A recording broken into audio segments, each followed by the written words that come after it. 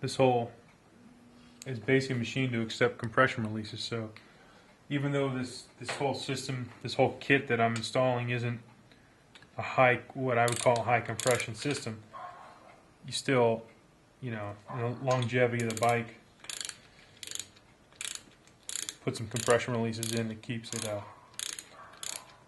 from being too hard to start.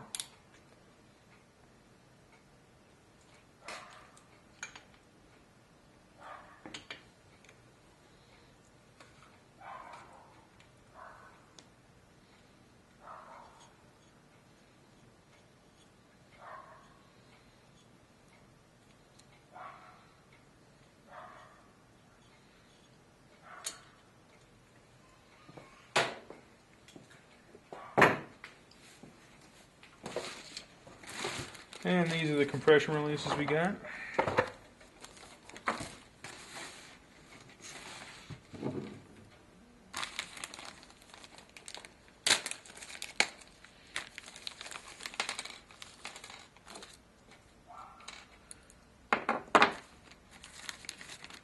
I'm going to put in these compression releases. Before I do, I'm going to actually apply a thin layer of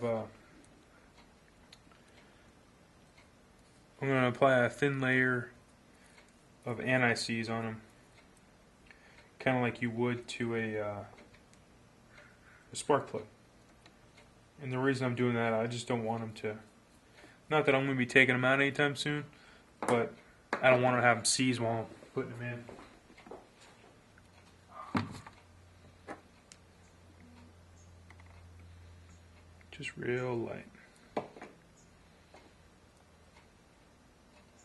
Oh, little too much.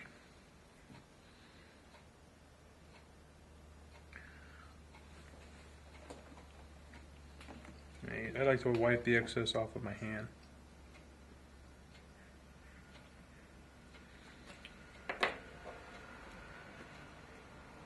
The problem is anti-seize stays on your hand for like 2 days.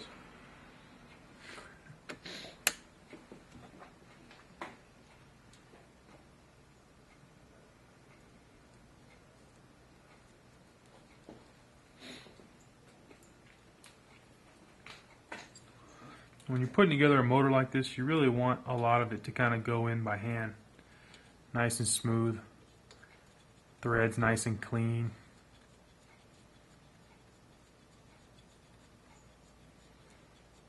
You should also clean the area around your bike first before you open it up. That way you're not getting a lot of crap dropping in there.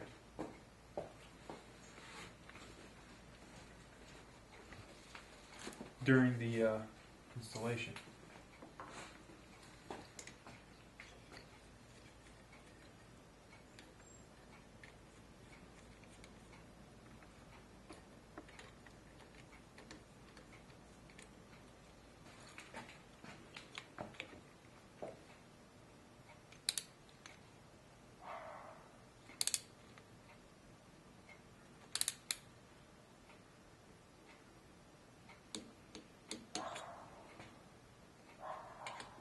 Be real gentle with this. This is just a real low torque, and it's a real small bolt. I definitely don't want to break a bolt off in the head.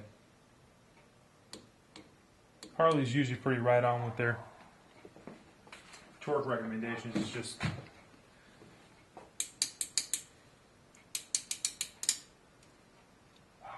I don't want them to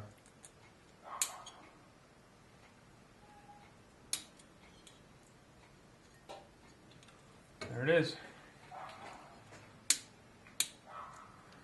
So when we start it, the pressure will escape through, and then once it gets high enough, it'll pop those back out, allowing for some nice starts. Plus, it sounds cool.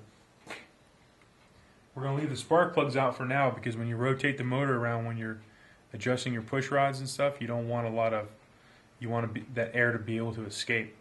So I'll leave the compression releases down and the spark plugs out. It'll be easier to rotate the motor around.